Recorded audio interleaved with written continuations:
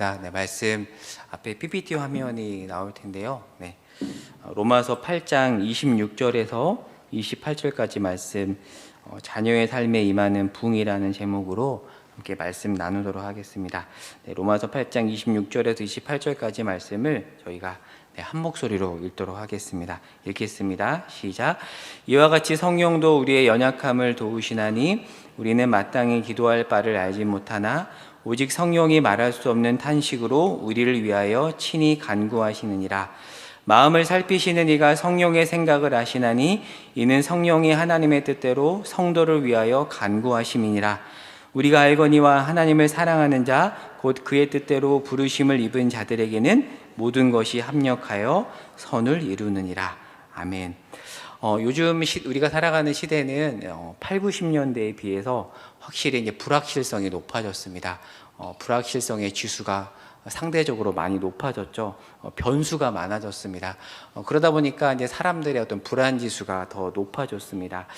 수능 기도에 오신 이곳에 있는 우리 부모님들의 가장 큰 걱정은 아마도 우리 자녀들의 미래가 아닐까 싶습니다. 왜냐하면 불안하잖아요. 이제 어떻게 될까? 수능 점수는 잘 나올까? 또 그것을 넘어서 원하는 대학에는 갈 수 있을까? 그리고 좀 더 나아가면 그 아이의 미래에 대해서, 그리고 어떤 감정 상태, 정서 상태 등에 대해서 고민을 할 텐데, 사실 그런 것들에 대해서 생각을 하다 보면은 제가 글씨를 적어놨지만 사실 기대보다는 걱정이 앞서는 게 사실입니다. 그렇지 않나요? 여러분은 기대감이, 자녀들을 생각하면 기대감이 더 크신가요? 아니면 걱정이 더 크신가요? 사실은 후자에 더 가깝죠. 오늘 본문에 보면 우리가 읽었던 8장 26절에서 이런 표현이 있습니다. 우리는 마땅히 기도할 바를 알지 못한다라고 되어 있습니다. 이 로마서를 쓴 사람은 사도 바울인데, 사실 사도 바울은 우리보다 훨씬 낫죠. 근데 그렇게 우리보다 나은 사도 바울도 막막한 상황에서 뭐라고 이야기를 하냐면 어떻게 기도해야 될지를 몰랐다고 되어 있습니다. 우리는 마땅히 기도할 바를 알지 못하나. 여러분 어떠신가요? 공감이 되지 않으시나요? 가끔은 기도의 자리에 있다 보면 이 표현대로 어떻게 기도해야 될지 모를 때가 참 많이 있습니다. 물론 우리가 기도를 잘 배우지 못해서 그랬을 수도 있지만 삶이 막막하다 보면은 어떻게 기도해야 될지 모를 때가 참 많이 있습니다. 그런데 감사하게도 27절에서는 뭐라고 이야기하고 있냐면 우리는 마땅히 어떻게 기도해야 될지를 알지 못하는데 성령께서 어떻게 기도해야 될지를 우리의 생각을 아시고 우리를 대신해서 기도하신다. 탄식으로 기도하신다라고 되어 있습니다. 그러나 변하지 않는 현실은 있습니다. 뭐냐면 여전히 우리는 성령께서는 그렇게 기도하시지만 우리는 어떻게 기도해야 될지 몰라서 막막해 한다라는 점이죠. 오늘 우리가 26절에서 28절 이렇게 세 구절을 이렇게 보았는데 알다라는 단어에 좀 초점을 두고 이렇게 말씀을 살펴보려고 하는데요. 자, 26절에서도 보면은 알지 못한다, 알다라는 단어가 나오고 27절에서도 보면은 아시나니, 알다라는 단어가 나오고, 그리고 28절에서도 이 똑같은 단어가 등장합니다. 우리가 알거니와라고 되어 있습니다. 그러니까 지금 사도 바울은 로마서 8장 26절에서 28절에서 우리가 알지 못하는 것과 우리가 분명히 아는 것에 대해서 대비를 하고 있습니다. 이 본문의 뜻에 대해서 좀 더 자세히 들어가기 위해서 바울이 로마서를 집필했던 좀 배경으로 들어가 보도록 하겠습니다. 사도 바울이 로마서를 어디에서 썼냐면 지도가 잘 보이지 않을 수 있겠지만 고린도, 혹시 가운데 고린도 지도가 보이나요? 로마 옆에 보면은 중간에 아테네 옆에 보면 고린도라는 도시가 보일 텐데 바울이 로마서를 집필한 시기는 3차 전도 여행 중에 고린도에 들려서 3개월 동안 머뭅니다. 그래서 조금 긴 기간 동안 차분하게 써요. 그러다 보니까 로마서는 다른 서신서에 비해서 이렇게 서체가 굉장히 차분합니다. 그런데 고린도 교회는 언제 세워졌냐면 1차 전도 여행 때 세워지죠. 혹시 기억나시나요? 사도 바울이 고린도 지역에 몇 개월을 머물죠? 1년 6개월, 이렇게 18개월 동안 1차 전도여행 중에 머물면서 교회를 세웠다가 지도에 보시면 나오지만 바다 건너편인 에베소로 넘어갑니다.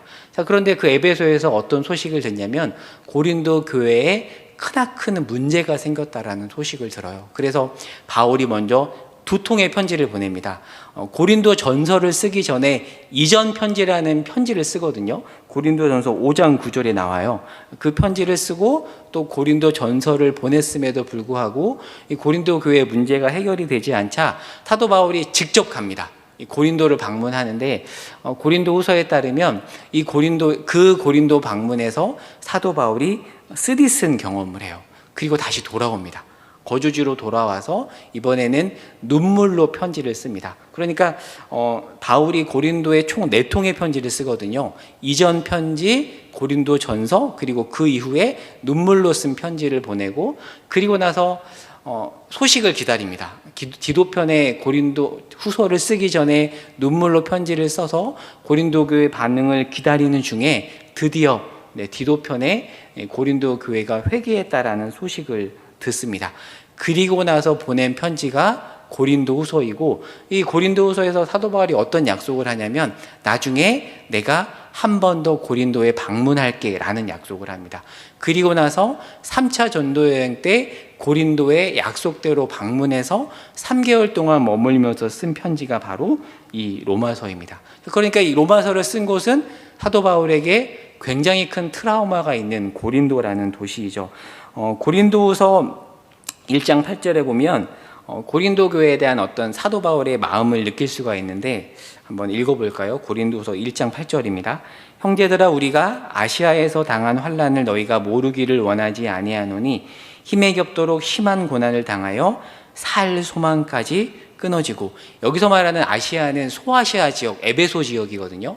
그러니까 고린도 교회 소식을 기다리고 있는 그 에베소 지역에서 어떻게 할까 조마조마하는 중에 바울의 마음을 이렇게 표현하죠. 너무 힘이 들어서 힘에 겹도록 심한 고난을 당하여 살 소망까지 끊어졌다라고 이야기를 하고 있습니다. 자, 그런데 사도 바울이 이 고린도와 에베소에서 고린도 교회를 향해서 이런 어떤 경험을 하고 나서 감사하게도 어느 정도 문제가 해결이 되죠. 그리고 문제가 해결이 되고 그 경험을 통해서 하나님에 대해서 깊이 배웁니다. 그리고 하나님의 일하심에 대해서 배우고 나서 오늘 우리가 읽었던 로마서 8장 26절에서 28절에서 뭐라고 말하죠? 어떻게 보면 본인의 경험담을 이야기한 겁니다. 내가 너무 힘들었을 때는 8장 26절에 표현한 대로 사실은 나조차도 어떻게 기도해야 될지를 몰랐어. 너무 막막했어. 그런데 그 속에서 내가 분명히 알고 있는 사실이 하나 있는데 8장 28절에서 바울이 이렇게 말하죠. 그러니까 알지 못하는 것과 아는 것을 대비해서 어떻게 기도해야 될지는 모르지만, 막막해서 모르지만 내가 이 모든 경험을 통해서 확실하게 알고 있는 게 하나 있는데 그건 뭐냐면 28절을 읽어볼게요. 우리가 알거니와 하나님을 사랑하는 자 곧 그의 뜻대로 부르심을 입은 자들에게는 모든 것이 합력하여 선을 이룬다. 그러니까 본인이 경험을 통해서, 쓰라린 경험을 통해서 알게 된 하나님에 대해서 이렇게 고백을 하고 있는 것입니다. 제임스 베커가 쓴 하나님을 아는 지식이라는 책에 보면 하나님에 대한 지식을 두 가지로 구분을 합니다. 첫 번째는 하나님을 아는 지식이고 두 번째는 하나님에 관한 지식입니다.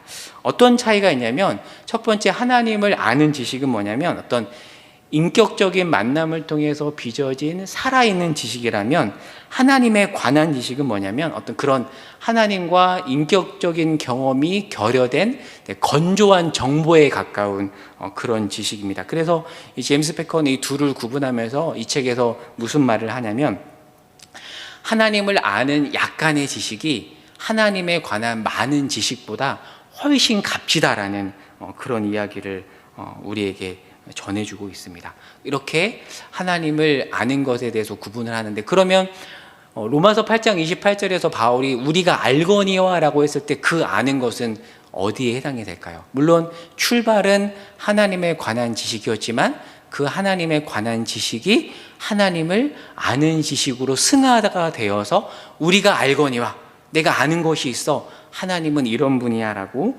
고백하고 있는 것입니다.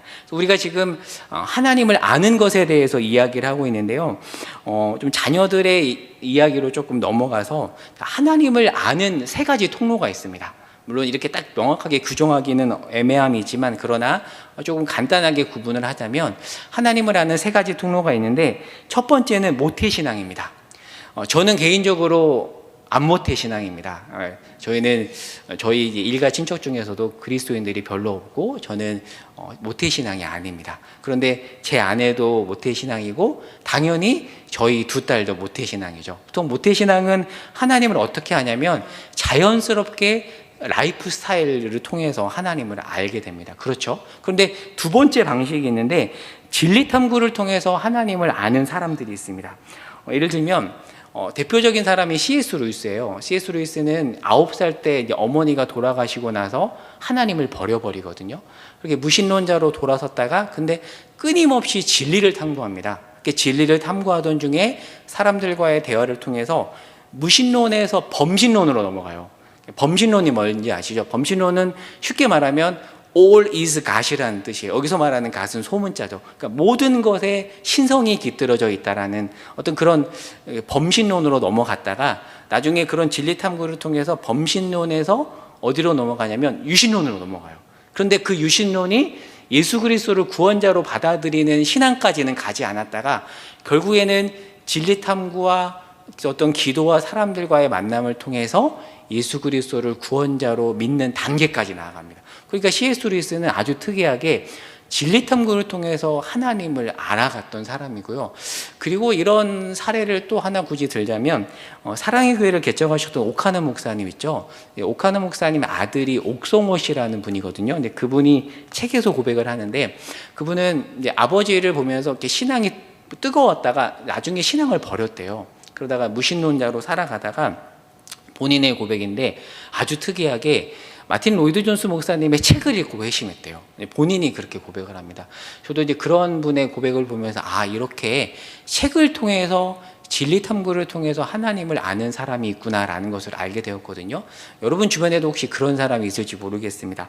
그런 경우가 있고 세 번째는 뭐냐면 경험을 통해서 또 위기를 통해서 체험을 통해서 하나님을 아는 경우가 있습니다. 사실 저의 경우가 그렇습니다. 저는 중고등부 때 수련회를 통해서 하나님을 알게 됐거든요. 그러니까 뭐 이 중에서도 아마 모태신앙이 아닌 분들 중에서는 경험을 통해서 그리고 특별히 어려운 일을 통해서 하나님을 깊이 만나는 그런 경우들이 있을 것입니다. 여러분은 어디에 해당이 되시나요? 자, 그런데 아마 이곳에 계신 우리 부모님들의 자녀들은 대부분 첫 번째 모태 신앙일 것입니다. 그러니까 이들은 쉽게 말하면 대부분 문화적인 그리스도인이죠. 교회도 잘 와요. 그리고 교회 문화를 압니다.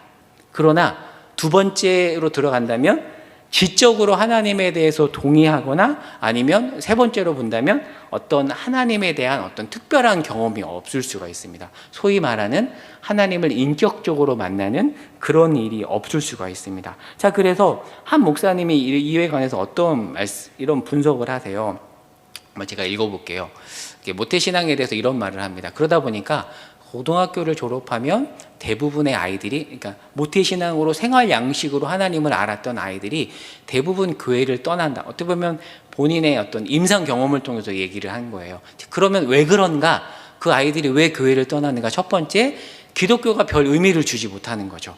왜냐하면 익숙한 교회 문화지만 그 자기가 믿었던 하나님 그리고 교회 문화 기독교가 의미를 주지 못했기 때문에 그리고 그저 문화일 뿐이기 때문이라는 거죠. 자, 그러면 어떻게 해야 되는가? 대안에 대해서 이렇게 정리해 볼 수 있습니다. 그 아이들이 모태신앙으로 교회를 자연스럽게 다니는 아이들이 기독교가 참 의미가 있다는 것을 본인이 직접 깨달아야 되고 그리고 경험이나 위기를 통해서 삶에서 실제 경험을 해야지만이 이 아이들이 인격적으로 하나님을 만나고 예수 그리스도를 구원자로 고백할 수 있다는 거죠. 제임스 패커의 표현에 따르면 또 이렇게 표현해 볼 수 있습니다. 이들의 하나님에 관한 지식이 하나님을 아는 지식으로 나아가야 된다는 거죠. 제가 오늘 수능 기도의 설교 제목을 자녀들의 삶에 임하는 부흥이라고 이렇게 적어봤습니다. 부흥. 부흥이라고 하면 우리가 여러 가지 이미지가 있는데 저는 참된 부흥을 이렇게 생각을 해요. 오늘 제임스 패커의 표현에 따르면 하나님에 관한 지식이 하나님을 아는 지식으로 자라나는 것. 저는 그것이 한 개인에게 임하는 참된 부흥이라고 생각합니다. 팀 켈러 목사님이 부흥에 대해서 이런 말씀을 하세요. 이분은 불신자나 초신자들을 대상으로 이렇게 많은 사역을 해서 그런 열매를 맺었던 목사님인데, 참된 부흥은 머리로만 알던 하나님의 사랑이 가슴으로 스며들어 그분의 사랑으로 느껴지는 것이다. 이분이 이제 특별히 복음의 불모지라고 여겨졌던, 또 미국은 남부 지역이 바이블 벨트잖아요. 교회도 많이 있고 신자들이 많이 있지만 뉴욕은 거의 기독교의 불모지입니다. 그런데 이 팀 켈러 목사님은 소위 말하는 우리가 잘 아는 존 파이퍼 목사님이나 이런 분들은 대부분 미국의 남부 지역에서 사역하시는 분인데, 이분은 뉴욕 한복판에서 사역하셨던 분이세요. 그래서 불신자들, 효신자들, 회의론자들을 대상으로 해서 그들에게 복음을 전하고 그들을 만나면서 참된 부흥을, 소위 말하는 수적 부흥을 넘어서는 참된 부흥을 경험했던 분이세요. 그 경험에서 우러나온 것이죠. 내가 맛보았던 그 부흥, 한 개인에게 임한 부흥은 하나님의 사랑이 그렇게 가슴으로 스며드는 것이다. 같은 맥락인데 종교개혁가인 장 칼뱅이 이렇게 말해요. 참으로 회심하려면 교리를 이해하기만 해서는 안 되고 하나님에 관한 지식이죠. 그 하나님에 관한 지식이 하나님의 사랑으로 가야 된다라는 그런 이야기를 하십니다. 제가 이 내용을 좀 적용하면서 한 글을 여러분에게 이렇게 읽어드리려고 하는데, 예전에 한 몇 개월 전에 제가 일부 예배 때 한번 읽어드린 글이기도 해요. 매일 성경 6월 달 호에 실린 글인데, 민수기와 로마서를 묵상했던 달이었거든요. 그래서 이 편집자가 로마서하고 민수기를 부모가 아이에게 편지 형태로 말하는 어떤 그런 형태로 이렇게 정리한 글인데, 한번 좀 그 글을 읽고 나서 조금 더 이야기를 해보도록 할게요. 글을 봐도 좋고요. 글씨가 안 보이시는 분은 이렇게 들으셔도 될 것 같아요. 제가 한번 읽어볼게요. 엄마가 아이에게 이렇게 말하는 형태로 하는 글입니다. 자, 민수기에 발람이라는 마술사가 나온단다. 이스라엘 백성에게 나쁜 말을 하려던 사람인데 아무리 나쁘게 말하려 해도 말할 수 없었어. 하나님이 발람의 입술과 혀를 조정하셨거든. 엄마 아빠는 항상 사랑한다고 말해주지만 너에게 나쁜 말을 하는 사람도 생길 거야. 무섭고 떨리고 걱정될 때 그 사람을 발람이라고 생각하렴. 못된 소문들을 하나님께 맡기렴. 하나님이 금방 축복의 노래로 다 바꾸실 때까지 기도하면서 기다리렴. 맞아, 기도하기 힘들 때도 있어. 엄마 아빠도 힘들 땐 말문이 막히곤 해. 기도는 안 나오고 한숨만 나올 때도 있어. 그런데 로마서 말씀을 봤더니 우리가 말하지 못하고 탄식만 할 때 성령님은 말로 다 할 수 없을 만큼 더 깊이 탄식하면서 우리 대신 기도해 주신다는 거야. 그래서 눈물 흐르는 날에도 눈물아 흘러라. 하나님은 여전히 일하시고 나는 여전히 예배한다라고 용기 내어 말할 수 있단다. 오늘도 내일도 우리 가정의 예배가 멈추지 않도록 함께해 주지 않겠니? 정말 제가 은혜 받았던 글이었거든요. 엄마가 아이에게 해주는 말이에요. 그래서 저도 욕심이 생겼어요. 내가 언젠가 우리 딸들에게 이 말을 해주리라. 아이야, 하나님이 이렇게 일하셔.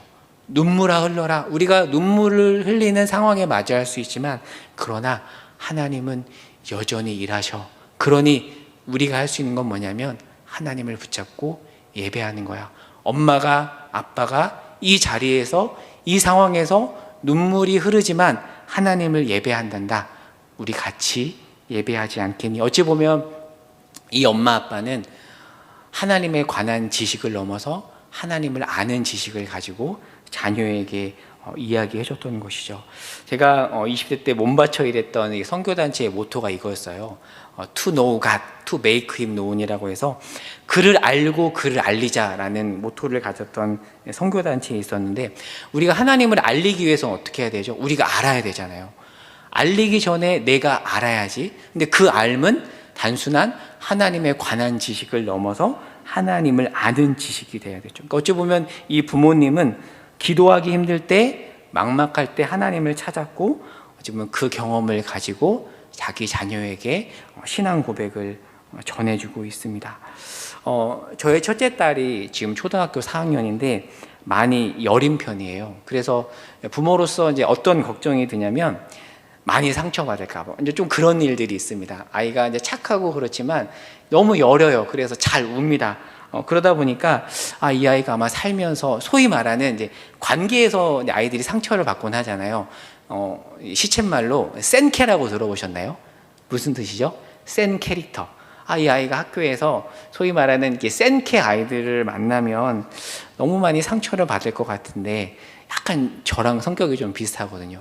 그러면 어떡할까? 라는 그런 고민을 하다가도 제가 이런 어떤 글을 보면서 기도하면서 어떤 기도로까지 나아가냐면, 하나님, 이 아이가 그런 상황을 많이 마주할 텐데, 바라기는 물론 아빠로서 그 아이를 잘 보듬어주고 때로는 해결해 주겠지만, 하나님, 이 아이가 그런 속에서 더 깊이 하나님을 만나고 하나님을 의뢰하며 살아가게 해주십시오. 때로는 사람의 말과 주변의 환경 때문에 어려움을 겪겠지만 그 속에서 하나님을 더 깊이 체험하게 하시고 하나님을 예배하며 또 그 예배했던 하나님을 친구들에게, 사람에게 전하는 그런 아이로 자라게 해달라고 제가 그렇게 기도를 합니다.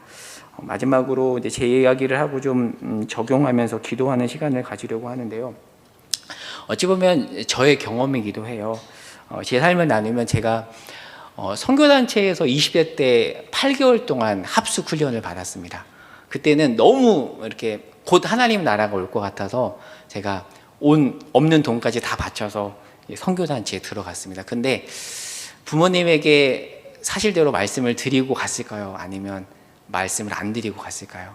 말씀을 차마 못 드리고 들어갔습니다. 부모님께, 왜냐하면 훈련비가 굉장히 비싸거든요. 근데 훈련 중에 아버지가 돌아가셨어요. 근데 제가 들었던 원망이고요. 하나님, 제가 전 삶을 들여서 이렇게 훈련을 받고 하나님을 위해 산다고 했는데 왜 이런 일이 벌어졌습니까? 근데 제가 그때마다 포기하지 않았던 게 뭐냐면 혼자 자리에서 늘 불렀던 찬양이 이 찬양이었어요. 여러분 잘 아시는 찬양일 텐데, 주 여호와는 광대하시도다. 하나님, 지금 제가 아무것도 이해할 수 없을 것 같은데, 그런데 하나님은 광대하십니다. 하나님은 크신 분이십니다.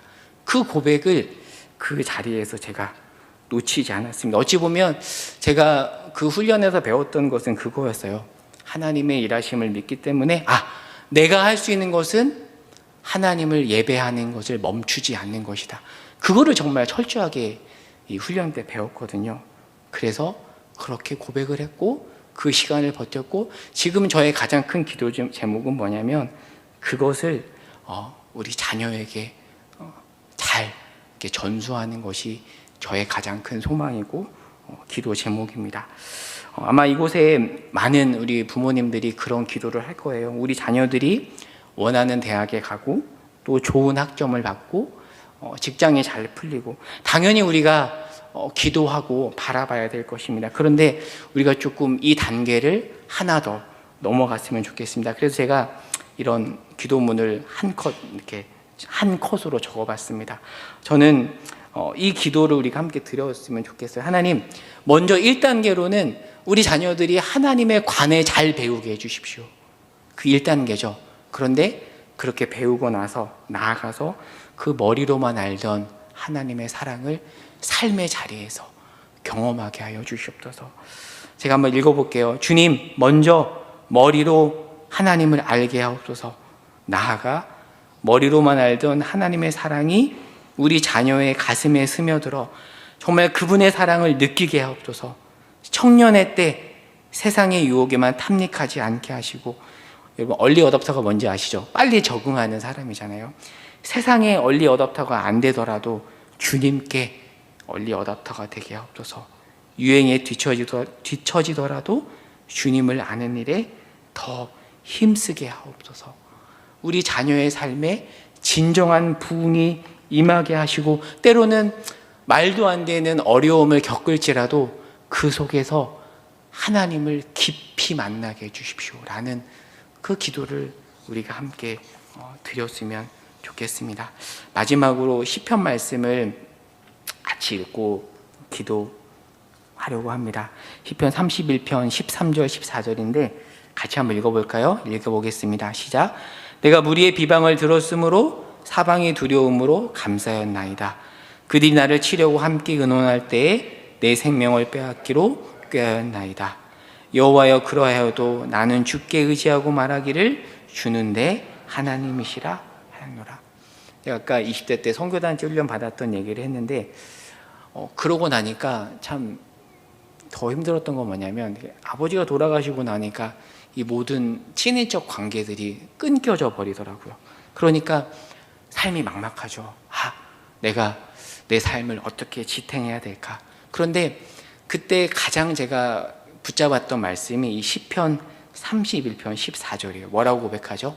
여호와여, 그러하여도. 이 그러하여도는 어떤 상황이냐면 13절에 말한 것처럼 사람이 나를 치려고 의논하고 사방의 두려움으로 감싸고 있는 그런 상황인데, 주님, 그러하여도 나는 주께 의지하고 말하기를 주는 내 하나님이시라 하였노라. 이 말씀을 붙잡고 하나님 앞에 나아갔었고, 사실 모두가 아시겠지만 제가 지금 개척을 준비하고 있잖아요. 그런데 한편으로는 막막함도 크지만 제가 붙잡고 있는 말씀 중에 하나가 이 말씀입니다. 그래서 제가 두 번째 기도 편지에서도 나눴지만 생각보다 저는 굉장히 씩씩합니다. 왜 씩씩하냐면 뭔가 상황이 풀려서 씩씩한 것이 아니라 주님 때문에 씩씩합니다. 그래서 이 14절의 고백을 붙잡고 있습니다. 어찌 보면 하박국과 같은 고백이죠. 뭐라고 하박국이 고백하죠? 무화과 나무 잎이 마르고 포도 열매가 없고 우리의 송아지가 없을지라도 나는 오직 여호와로 말미암아 즐거워하나이다라고 고백하잖아요. 저는 이 시간 우리가 간절하게 하나님, 우리의 자녀들이 이 고백의 자리로 갈 수 있도록 우리의 자녀들을 붙잡아 주시옵소서. 만약에 우리 자녀들이 이 고백을 자기의 입술로 한다라면 저는 그거보다 더 큰 선물은 없을 것 같아요. 만약에 제 딸이 나중에 하나님을 깊이 만나고 20살 넘어서 절망의 자리에서 아빠, 하나님을 예배할 거야. 하나님 나와 함께 하셔.